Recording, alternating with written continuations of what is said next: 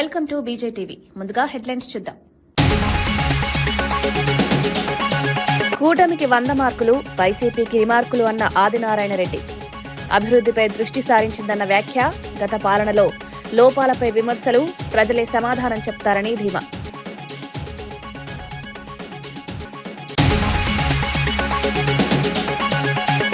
వెయ్యి కోట్ల విరాళంపై వినయ్ భాస్కర్ ఆగ్రహం. రైతు బంధుకు నిధులు లేవా అని ప్రశ్న. 420 హామీలు అమలు చేయాలని డిమాండ్. డైవర్షన్ రాజకీయాలపై తీవ్ర విమర్శలు.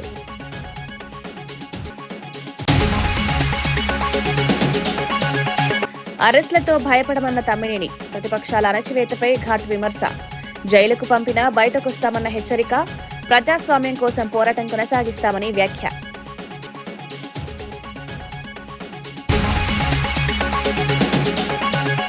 సభా వేదికపై భావోద్వేగానికి గురైన విజయ్. డీఎంకేపై ఘాట్ విమర్శలు చేసిన టీవీకే చీఫ్. విజిల్కు ఓటేయాలని ప్రజలకు పిలుపు. అవినీతి పాలనపై మార్పు కోరిన విజయ్.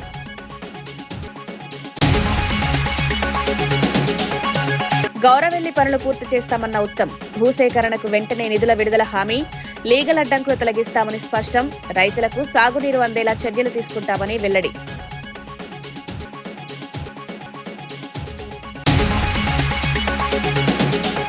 సీఎం రేవంత్ రెడ్డిపై కేటీఆర్ చేస్తున్న ఆరోపణలు పూర్తిగా అర్ధరహితమని టీపీసీసీ అధికార ప్రతినిధి చరణ్ కౌశిక్ యాదవ్ మండిపడ్డారు. తెలంగాణ నుంచి 1000 కోట్లు కేరళకు తరలిస్తున్నారన్న వ్యాఖ్యలను ఖండించారు. అందరూ మీలాగే అవినీతికి పాల్పడతారనుకోవడం భ్రమ అని కేటీఆర్పై విమర్శించారు. ప్రాజెక్టుల పేరుతో 1000 కోట్లు వెనకేసుకుని దేశంలోనే ధనిక ప్రాంతీయ పార్టీగా బీఆర్ఎస్ ఎలా ఎదిగిందో ప్రజలకు తెలుసన్నారు. చౌకబారు విమర్శలు మానుకోకపోతే కేటీఆర్ రాజకీయ భవిష్యత్తుకే ప్రమాదమని హెచ్చరించారు. ఆధారాలు లేకుండా ఆరోపణలు చేయడం బాధ్యతారాహిత్యమని పేర్కొన్నారు. ప్రజలను తప్పుదారి పట్టించే ప్రయత్నాలు ఫలించవని స్పష్టం చేశారు. ఢిల్లీలో ఆఫీసు, హైదరాబాద్ లో ఆఫీసు, గచ్చిబౌలిలో 10 ఎకరాల్లో కేటాయించుకున్నారు. అదే కాకుండా జిల్లాలు కావచ్చు, రాష్ట్ర వ్యాప్తంగా బీఆర్ఎస్ పార్టీకి ఆఫీసులు, నమస్తే తెలంగాణ, టీ న్యూస్, కేటీఆర్ గారికి జన్వాడలో ఫామ్ హౌస్, కల్వకుంట్ల కవిత గారి శంకరపల్లిలో, హరీష్ రావు గారి మొయినాబాద్లో, కేశవ్ గారికి ఎర్రవల్లిలో, సంతోష్ రావు గారికి ఒట్టినావలపల్లిలో. వాళ్ళలాగా తెలంగాణ రాష్ట్రంలో అవినీతి పాల్పడ్డట్టుగా కాంగ్రెస్ ప్రభుత్వం మీద విషయం చెప్పే ప్రయత్నం కేటీఆర్ గారు చేస్తూ ఉన్నారు. ఇక్కడ అవినీతి పాల్పడ్డది బీఆర్ఎస్ పార్టీ. తెలంగాణను దివాలా తీపించింది బీఆర్ఎస్ పార్టీ. 70,000 కోట్ల అప్పు 7 లక్షల కోట్లు అయింది. 1,20,000 కోట్ల రూపాయలు ఇరిగేషన్ ప్రాజెక్టుల మీద అని చెప్పేసి కాళేశ్వరంలో 1,20,000 కోట్ల రూపాయల అంచనాతో ప్రారంభించి దాదాపు 90,000 కోట్ల రూపాయలు ఖర్చు పెట్టినా ఒక ఎకరం కూడా బారని పరిస్థితి. అందులో 30% కమిషన్ తీసుకురు. 2 లక్షల కోట్ల రూపాయలు 9 సంవత్సరాల కాలంలోనే ఇరిగేషన్ ప్రాజెక్టు మీద ఖర్చు పెట్టి పాలమూరు రంగారెడ్డి కావచ్చు, సీతారామ ప్రాజెక్టు కావచ్చు, సమ్మక్క సారక్క కావచ్చు, కలవకుర్తి ఎత్తిపోతల పథకం ఏ ప్రాజెక్టు కూడా పూర్తి కాలేదు. కానీ తెలంగాణ సంపద దోసుకున్నారు. మిషన్ భగీరథ నుంచి మిషన్ కాకతీయ వరకు, కలెక్టరేట్ల నుంచి కాళేశ్వరం వరకు, సెక్రటరీ నుంచి సీతారామ ప్రాజెక్టు వరకు, ప్రగతి భవన్ నుంచి పాలమూరు రంగారెడ్డి వరకు, అదే కాకుండా అమరజ్యోతి నుంచి అంబేద్కర్ విగ్రహం వరకు తెలంగాణ రాష్ట్రంలో అవినీతి పాల్పడి తెలంగాణ దోపిడీ చేసి ఈరోజు కాంగ్రెస్ ప్రభుత్వం మీద ఆ అపవాదు నెట్టే ప్రయత్నం బీఆర్ఎస్ పార్టీ కేటీఆర్ గారు చేస్తూ ఉన్నారు. మా ముఖ్యమంత్రి రేవంత్ రెడ్డి గారు మాట్లాడుతూ తెలంగాణ రాష్ట్రంలో కాంగ్రెస్ పార్టీ 40 లక్షల పైగా సభ్యత్వం ఉంది. మా కార్యకర్తలు అనుకుంటే 1000 కోట్ల రూపాయలు జమ చేసి పెద్ద సమస్య కాదని చెప్పేసి మా ముఖ్యమంత్రి గారు మాట్లాడారు. దాన్ని తెలంగాణ రాష్ట్రంలో కాంగ్రెస్ పార్టీకి సంబంధించినటువంటి కరీంనగర్ జిల్లా తిమ్మాపూర్ మండల పరిషత్ కార్యాలయంలో జరిగిన సమీక్ష సమావేశంలో మొగిలిపాలెం సర్పంచ్ తీవ్ర ఆగ్రహం వ్యక్తం చేశారు. తన అనుమతి లేకుండానే పంచాయతీ ఖాతా నుంచి 4 లక్షల రూపాయలు విత్డ్రా చేసినట్లు ఆరోపించారు. డిజిటల్ కీని దుర్వినియోగం చేస్తూ పంచాయతీ కార్యదర్శి ఈ చర్యకు పాల్పడ్డారని తెలిపారు.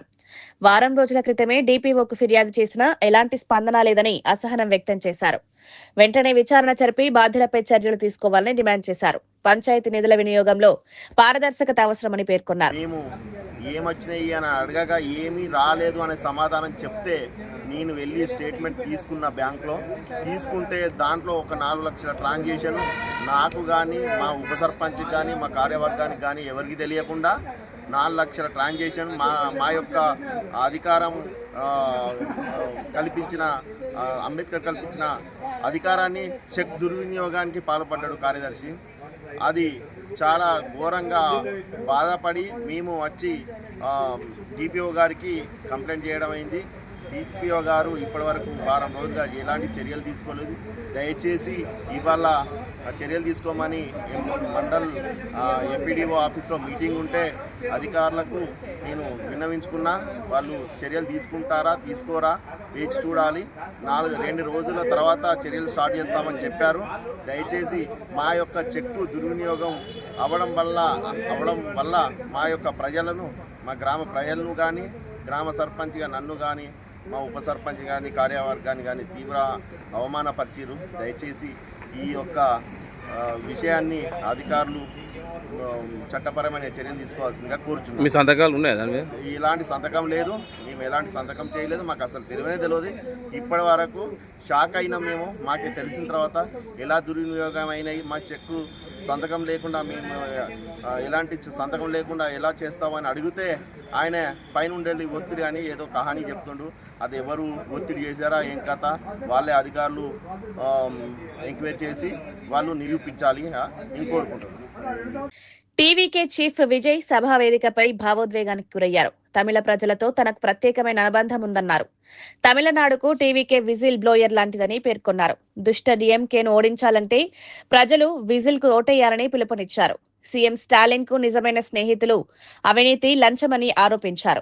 రాజకీయ లాభాలపైనే ఆయన దృష్టి ఉందని విమర్శించారు. అవినీతి గురించి ప్రశ్నిస్తే తమపై బురద జల్లుతారన్నారు. ప్రజలు మార్పు కోరుకుంటున్నారని, తమ పార్టీ ప్రత్యామ్నాయంగా నిలుస్తుందని తెలిపారు. ஆனா இந்த எலெக்ஷன்ல தான் ஒட்டுமொத்தமா எல்லாருமா சேர்ந்து ஒருத்தனை எதிர்க்கிறாங்க. ஒட்டுமொத்தமா எல்லாருமா சேர்ந்து இந்த விஜயை எதிர்க்கிறாங்க.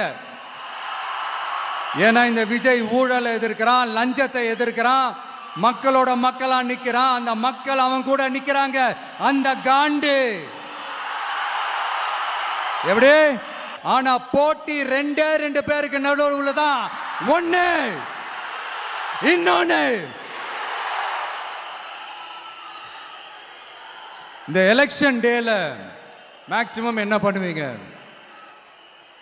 போவீங்க, ஓட்டு போடுவீங்க, வருவீங்க, அவ்வளவுதான் உங்களுடைய பார்ட்டிசிபேஷன்.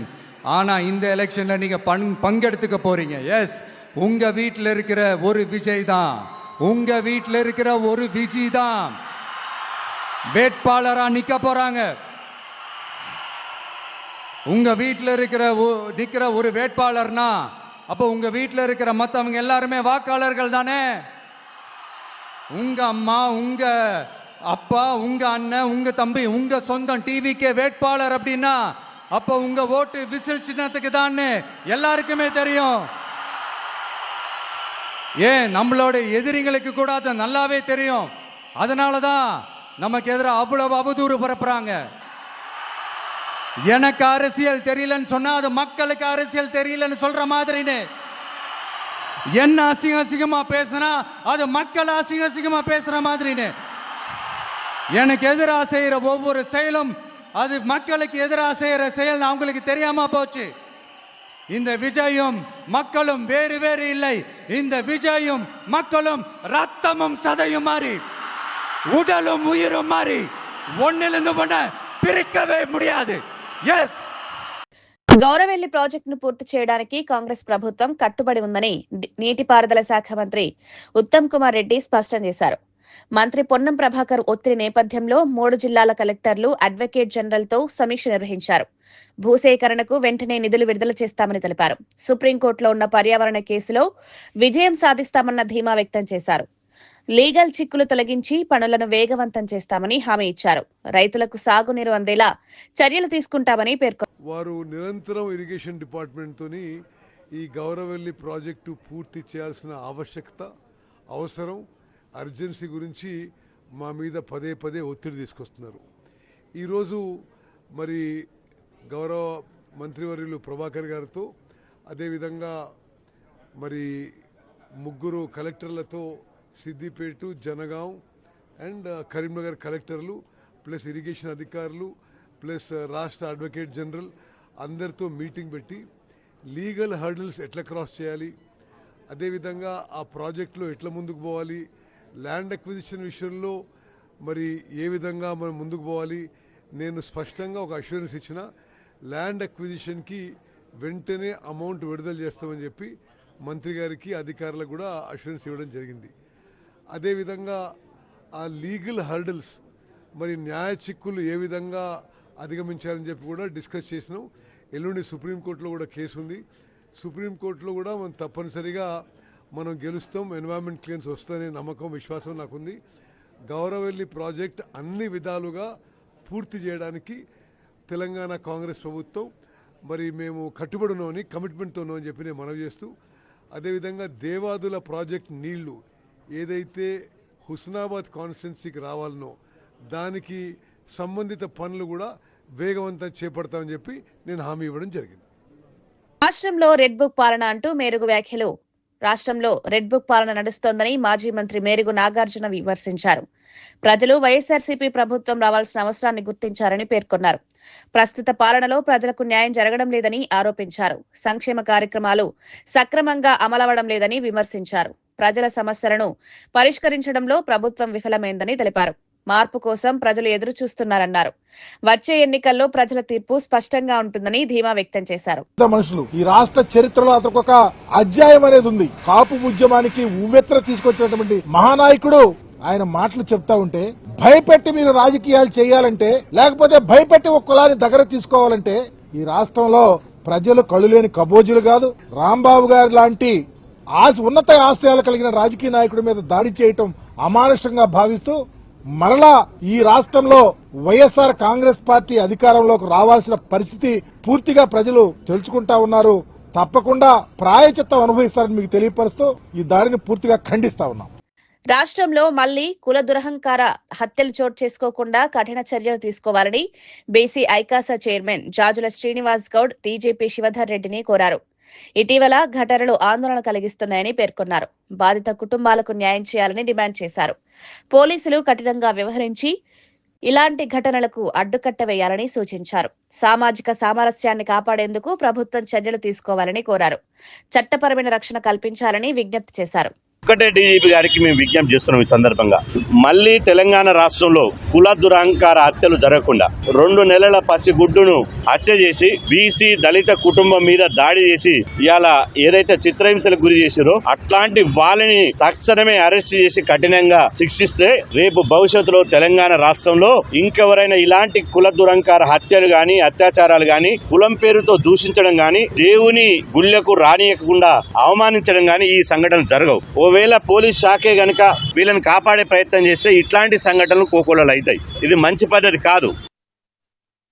కూటమి ప్రభుత్వానికి 100 మార్కులు వస్తే వైసీపీకి అన్ని రిమార్కులేనని ప్రభుత్వ విప్ ఎమ్మెల్యే ఆదినారాయణ రెడ్డి వ్యాఖ్యానించారు. గత పాలనలో అనేక లోపాలు ఉన్నాయని విమర్శించారు. ప్రస్తుత ప్రభుత్వం అభివృద్ధి, సంక్షేమంపై దృష్టి సారించిందన్నారు. వైసీపీ విమర్శలకు ప్రజలే సమాధానం చెప్తారని తెలిపారు. పరిపాలనలో పారదర్శకత, సమర్థతను కొనసాగిస్తామని స్పష్టం చేశారు. ప్రజా మద్దతుతో ముందుకు సాగుతామని పేర్కొన్నారు. Special assistant for the states capital investment అంటే ఒక రాష్ట్రానికి ప్రత్యేకంగా నిధులిచ్చి 3,000 వ్యయమును సాస్కి అంటారు. నాకు తెలిసి వాళ్ళకి విస్కీ తెలుసు కానీ సాస్కి తెలుసు. అది కూడా ఇప్పుడు కంట్రోల్కి వచ్చింది. ఇసుకే కంట్రోల్కి వచ్చింది. రోడ్లు కంట్రోల్కి వచ్చినాయి. మీరు గమనించారు కదా, ఒక 3 నెలల కిందట జగన్ రెడ్డి గారు గదవారెడ్డి వెళ్ళాడు. వాడి అప్పుడు అరటి పావున ₹10 నడిచింది. అది చెప్పినా ఈ బుద్ధి ₹25. అది కూడా చెప్పాలి కదా. అసెంబ్లీ మన 3 రోజుల కింద ఒక స్టేట్మెంట్ ఇచ్చినాడు. ఇది చంద్రబాబు నాయుడు గారికి 100 రిమార్కులట. ఈ ప్రభుత్వానికి కూటమికి 100 రిమార్కులు, తన పాలనకు 100 మార్కులు. చెరుకు కూడా కొట్టుకుంటున్నాడు. రేవంత్ రెడ్డి కాంగ్రెస్ పార్టీకి 1000 కోట్ల రూపాయల విరాళం ఇస్తారని ప్రకటించడంపై మాజీ ఎమ్మెల్యే దాస్యం వినయ్ భాస్కర్ తీవ్రంగా స్పందించారు. రాష్ట్రంలో రైతులకు రైతు బంధు ఇవ్వడానికి నిధులు లేవని చెప్తూ పార్టీ కోసం మాత్రం కోట్లు ఖర్చు చేయడమేంటని ప్రశ్నించారు. కాంగ్రెస్ ప్రభుత్వం అడ్డగోలు హామీలతో ప్రజలను వంచిందని విమర్శించారు. ఎన్నికల సమయంలో ఇచ్చిన 420 హామీలను వెంటనే అమలు చేయాలని డిమాండ్ చేశారు.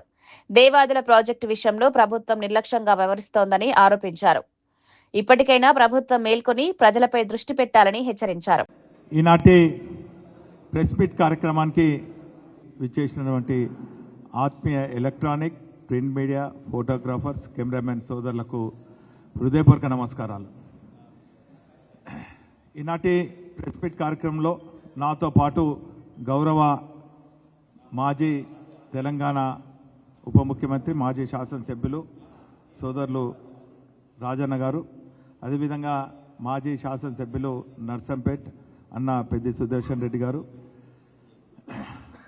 వారితో పాటు గౌరవ టీజీఏ రాష్ట్ర అధ్యక్షులు మరి యాదవ్ రెడ్డి గారు, రాష్ట్ర మాజీ చైర్మన్ సోదరులు నగుర్ల వెంకన్న గారు, మా మైనార్టీ నాయకులు నయీం గారు, మా రమేష్ కార్పొరేటర్ మాజీ కార్పొరేటర్ రమేష్ గారు, లీగల్ సెల్ వినోద్ గారు, రాజు గారు, విజయభాస్కర్ గారు, రమేష్ గారు, పులి రజనీకాంత్ గారు, రమేష్ గారు, అఫ్జల్ గారు, పున్నం గారు, వారితో పాటు మా బీఆర్ఎస్ పార్టీ శ్రేణులందరికీ కూడా పేరు పేరున హృదయపూర్వక నమస్కారాలు.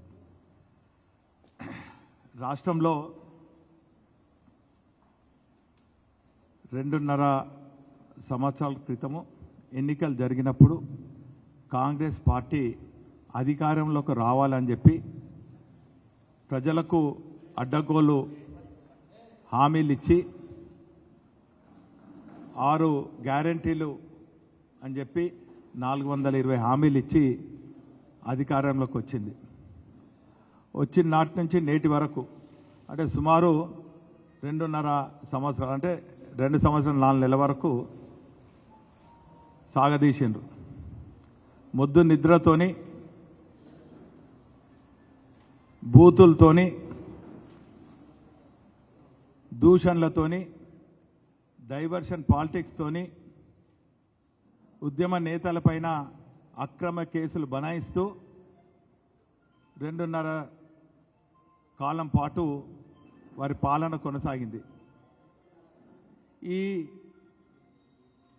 పాలనకు వీరు ఇచ్చినటువంటి హామీలు వారికి గుర్తు చేయాలని చెప్పి మొద్దు నిద్రలో ఉన్నటువంటి రేవంత్ ప్రభుత్వం, కాంగ్రెస్ ప్రభుత్వానికి నిద్ర లేపాలనే ఉద్దేశంతో ప్రజల తీర్పును గౌరవిస్తూ ప్రతిపక్షాల పార్టీలో ఉన్నప్పటికీ కూడా ఎప్పటికప్పుడు ప్రజా సమస్యలను ప్రభుత్వం దృష్టికి తీసుకొచ్చే ప్రయత్నం చేస్తున్నాం. మా బీఆర్ఎస్ పార్టీ కార్యాలయాలు కూడా జనతా అనకాపల్లి జిల్లా సీతానగరానికి చెందిన సైనికుడు వినోద్ తన భూమి ఆక్రమణపై జిల్లా కలెక్టర్కు ఫిర్యాదు చేశారు. వారసత్వంగా వచ్చిన 32 సెంట్ల భూమిలో 22 సెంట్లను స్థానికులు తమ పేర్లకు మార్చుకున్నారని ఆరోపించారు. తన కుటుంబంలో సాగులో ఉన్న భూమిపై దాడులు చేస్తున్నారని తెలిపారు. వెంటనే విచారణ జరిపి భూమిని తిరిగి తనకు అప్పగించాలని కోరారు. సైనికుడిగా దేశానికి సేవ చేస్తున్న తనకు న్యాయం చేయాలని విజ్ఞప్తి చేశారు. అధికారులు ఫిర్యాదును స్వీకరించి పరిశీలిస్తామని తెలిపారు. భూమి వివాదం స్థానికంగా చర్చనీయాంశమైంది. నేను సెలవులకు వచ్చి 8 నెలలు అవుతుంది. నాకు చెందిన 38-4 సర్వే నంబర్లో ఉన్న భూమిని నా పక్క ఆక్రమణదారులు 22 సెంట్లు ఆక్రమించి ప్రస్తుతం నా పేరున 10 సెంట్లు మాత్రమే ఆన్లైన్లో ఉంది. మిగతా 22 సెంట్లు కూడా ఆక్రమించి నేను వేరే ఊరికి దూరంగా ఉండడం వల్ల, దేశం కోసం సర్వీస్ చేయడం వల్ల నేను ఇంటి దగ్గర మా పేరెంట్స్కి నేను అండగా నిలవలేకపోతున్నాను. నేను దీనికోసమే గత 2 సంవత్సరాలుగా ఎన్నోసార్లు పీజీఆర్ఎస్లో కంప్లైంట్ చేశాను. అయినా సరే అధికారుల నుంచి ఎటువంటి స్పందన లేదు. నా పక్క ఆక్రమణదారులు ఫేక్ డాక్యుమెంట్లు సృష్టించి ఆ ఫేక్ డాక్యుమెంట్ల సహాయంతో ఎంఆర్ఓల్ని, విఆర్ఓల్ని చేసి మభ్యపెట్టి వాళ్ళని ఆన్లైన్ చేయించుకున్నారు. ప్రస్తుతం నాకు సంబంధించిన 32 సెంట్లో కేవలం 10 సెంట్లు మాత్రమే ఆన్లైన్ ఉంది. మిగతా 22 సెంట్ల భూమి కూడా వేరే వాళ్ళకి ఆన్లైన్ చేసి నేను ఇప్పుడు ఎంఆర్ఓ ఆఫీస్కి వెళ్ళినా లేదంటే విఆర్ఓని కలిసినా సరే వాళ్ళు ఎవరో నాకు న్యాయం చేయట్లేదు. దయచేసి మీడియా మిత్రులు నా సమస్యను అర్థం చేసుకుని నా సమస్యకి పరిష్కార మార్గం చూపించాలని కోరుకుంటున్నాను. Thank you. అరెస్టులు చేసి జైల్లో పెట్టడం ఎంతవరకు సమంజసమని మాజీ స్పీకర్ తమ్మినేని సీతారాం ప్రశ్నించారు. అరెస్టు చేస్తే భయపడతారని అనుకోవద్దని హెచ్చరించారు. అంబటి, జోగిరెడ్డి, చెవిరెడ్డి, పిన్నెడి రామకృష్ణారెడ్డిని అరెస్టు చేశారని గుర్తు చేశారు. మీరేం చేసినా మేము బయటకు వస్తామని అన్నారు. 4 సార్లు సీఎం అయ్యాక కూడా పాలనలా ఎలా చేయాలో తెలియదా అని విమర్శించారు. ప్రతిపక్షాలను అనగదొక్కడమే లక్ష్యంగా చర్యలు తీసుకుంటున్నారని ఆరోపించారు.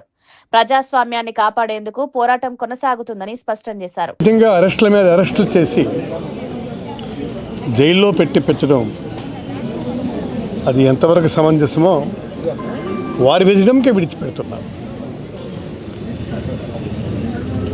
నేను చాలా స్పష్టంగా చెప్పదలుచుకున్నాను. ఈ విధమైనటువంటి అరెస్టులు మీరు ఈ రాష్ట్రంలో చేస్తే భయపడిపోయి ఏదో చేస్తారనుకుంటే అది చాలా పొరపాటు. మీరేం చేశారు? అంబటి రాంబాబుని అరెస్ట్ చేశారు, తర్వాత మన జోగి రమేష్ని అరెస్ట్ చేశారు, తర్వాత మన మిథున్ రెడ్డిని అరెస్ట్ చేశారు, చెవిరెడ్డి భాస్కర్ రెడ్డిని అరెస్ట్ చేశారు. మరి అరెస్టే చేయలేదు కానీ మహిళ అయినటువంటి విడుదల రజనీ గారిని మీరు ఇష్టం వచ్చినట్టుగా పిన్నెల రామకృష్ణారెడ్డి గారిని అరెస్ట్ చేశారు. తర్వాత మన ఎవరిది రమణాయుడిని అరెస్ట్ చేశారు. ఈ విధంగా అరెస్టుల మీద అరెస్టులు చేసుకుంటూ వెళ్తున్నారు. ఈ అరెస్టుల వల్ల ఏంటవుతుంది? బెదిరిపోయి ఏదో చేస్తామనుకుంటున్నారా? కాదు, దీనివల్ల రాటుదేలినితనం వస్తుంది. మీరు ఏది చేస్తారన్నారే పది కమాన్ అంటాం. దీనికి పర్ఫెక్షన్ వచ్చింది, అర్థం కాలేదా? రాష్ట్రంలో ప్రభుత్వం ఇచ్చింది దేనికోసం? మిమ్మల్ని పాలించమని. కామారెడ్డి ప్రభుత్వ డిగ్రీ కళాశాల భూముల అంశంపై ఎమ్మెల్యే వెంకటరమణారెడ్డి కాంగ్రెస్ నాయకుల మధ్య వివాదం రోజురోజుకు తీవ్రమవుతోంది. భూముల విషయంలో అక్రమాలు జరిగాయంటూ ఆరోపణలు వినిపిస్తున్నాయి. దీనిపై ఎమ్మెల్యే స్పందిస్తూ తప్పుడు ఆరోపణలు చేస్తున్నారని మండిపడ్డారు. నిజానిజాలు వెలుగులోకి రావాలని డిమాండ్ చేశారు. అవసరమైతే విచారణకు సిద్ధమని తెలిపారు. రాజకీయ లాభాల కోసం తనను లక్ష్యంగా చేసుకుంటున్నారని ఆరోపించారు. ఈ వివాదం జిల్లా రాజకీయాల్లో చర్చనీయాంశంగా మారింది.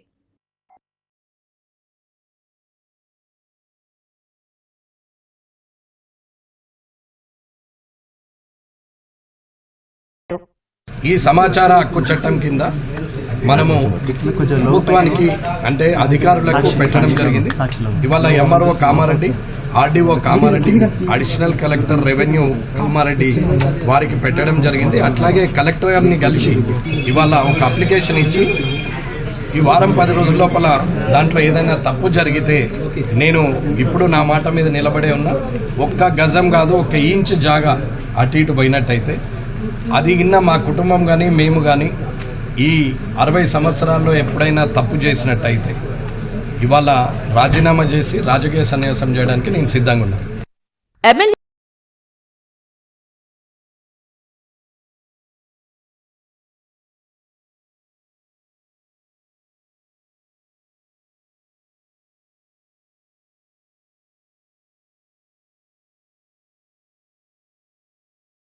అన్ని డాక్యుమెంట్లు తీసుకుని వచ్చినాం. ఎందుకండి తప్పుదోవ పట్టించు ప్రజల్ని? మేము ఆధారాలు తీసుకొని రుజువు చేయడానికి వచ్చాం. మీతో రాజీనామా చేయడానికి వచ్చాము. మీరు స్పీకర్ ఫార్మాట్ లో రాజీనామా చేస్తామని చెప్పారు, రాజీనామా చేయడానికి వచ్చాం. ఆర్టీఏ కాదు సార్, IGRS వెబ్సైట్ లో 82 పేజీల డాక్యుమెంట్ ఉంది. మీరు సంతకాలు ఉన్నాయి, దాంట్లోనే ఉన్నాయి కదా. ఇవన్నీ ప్రెస్ కే రిలీజ్ చేస్తున్నా. ఇది ఆర్డీఓ గారు ఇచ్చినటువంటి రిపోర్ట్ కాపీ. ఇవన్నీ మీ వల్లనే, మీ తప్పుల వల్లనే జరిగినాయి. కేసుల విషయంలో ఎందుకు స్పందించలేదు? వాటికి సమాధానం చెప్పమంటే దాట వేసే ధోరణి. టెన్షన్ ఎందుకు పడుతున్నారు? తప్పు చేయకపోతే సీఎం గారితోనే ఎంక్వైరీ కమిటీ వేపిస్తాం, నిజాలు నిగ్గు తెలుస్తాం, మీ అవినీతిని మొత్తం బయట పెడతాం. మీతో రాజీనామా చేయించి కామారెడ్డిలో ఒక జేఏసీని ఏర్పాటు చేసి కాలేజీ ఆస్తుల పరిరక్షణ కమిటీని ఏర్పాటు చేయబోతున్నాం. ఇరు వర్గాల సవాళ్లు ప్రతి సవాళ్లతో ఒక్కసారిగా కామారెడ్డి రాజకీయం వేడెక్కింది. భగత్ సింగ్ చిత్రంలో ఎలాంటి రాజకీయ అంశాలు ఉండవని దర్శకుడు హరీష్ శంకర్ స్పష్టం చేశారు. పవన్ కళ్యాణ్ ను పూర్తిగా ఎంటర్టైన్మెంట్ మోడ్ లోనే చూపిస్తామని తెలిపారు. తాజాగా విడుదలైన ఆరా ఆఫ్ ఉస్తాద్ పాటతో రాజకీయ సెటైర్లు ఉంటాయన్న ప్రచారం ప్రారంభమైంది. దీనిపై స్పందించిన హరీష్ శంకర్ ఈ సినిమా పూర్తిగా మాస్ ఎంటర్టైనర్ అని చెప్పారు. ప్రస్తుత రాజకీయాలపై ఎలాంటి వ్యాఖ్యలు ఉండవని క్లారిటీ ఇచ్చారు. అభిమానులు సినిమాను వినోదంగా ఆస్వాదించాలని కోరారు. విడుదలకు ముందే వస్తున్న ఊహాగానాలకు తెరదించాలని చిత్ర బృందం చెప్పాల్సింది ఏంటంటే, డే 1 నుంచి పవన్ కళ్యాణ్ గారు సినిమాలాగా, సినిమా అంటే వినోదం, సినిమా వేరు, పాలిటిక్స్ వేరు అనేది ఆయన డే 1 నుంచి మాకు అందరూ క్లియర్గా చెప్పారు. ఆయన కూడా అదే ఫాలో అవుతారు. అందుకే చూడండి, సిద్ధాంతపరంగా విభేదాలు ఉన్నా సరే పవన్ కళ్యాణ్ గారు వకీల్ సాబ్లో కానీ, ఓజీలో కానీ ప్రకాష్ రాజ్ గారితో యాక్ట్ చేశారు. ఎందుకు యాక్ట్ చేశారంటే ఆయన పాలసీ పరమైన పోరాటం తప్ప పర్సనల్ పరమైన పోరాటం, పర్సనల్ అటాకింగ్ ఆయన ఎప్పుడేం చేయడు. సో ఆయన డే 1 నుంచి క్లియర్గా చెప్పాడు, హరీష్ మన సినిమాలో ఒక డైలాగ్ కానీ, ఒక సన్నివేశం కానీ, లేదా ఒక రెఫరెన్స్ కానీ ఏ ఒక్క వ్యక్తి చిన్న పుచ్చుకల్లా చేసినా, ఏ ఒక్క వ్యక్తిని కొంచెం ఇరిటేట్ చేసినా, ఏ ఒక్క వ్యక్తి తప్పుగా ప్రొవోక్ చేసినా, the whole purpose of cinema అంటే వినోదం, the whole purpose of cinema will not be served, అలాంటివి చేయొద్దు అన్నారు.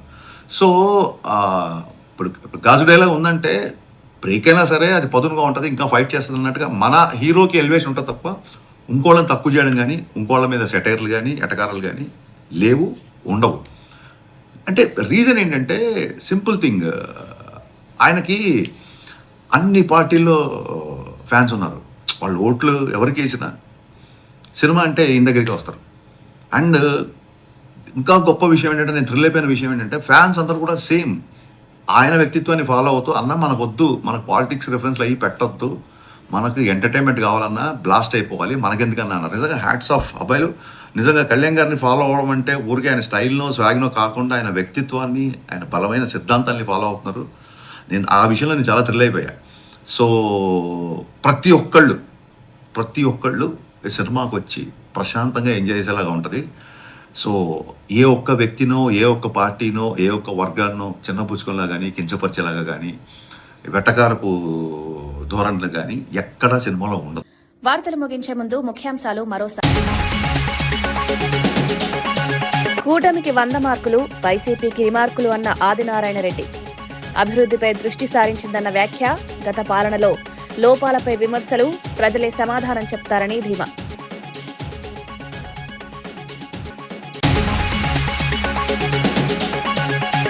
వెయ్యి కోట్ల విరాళంపై వినయ్ భాస్కర్ ఆగ్రహం.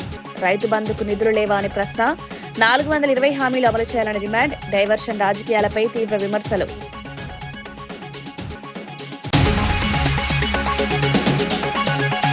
అరెస్టులతో భయపడమన్న తమ్మినేని. ప్రతిపక్షాల అణచివేతపై ఘాట్ విమర్శ.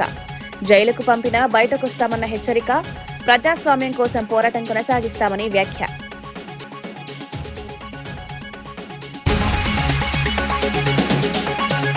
సభా వేదికపై భావోద్వేగానికి గురైన విజయ్.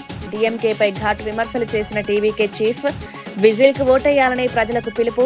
అవినీతి పాలనపై మార్పు కోరిన విజయ్.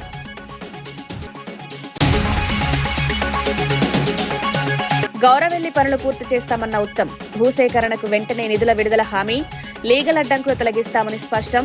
రైతులకు సాగునీరు అందేలా చర్యలు తీసుకుంటామని వెల్లడి.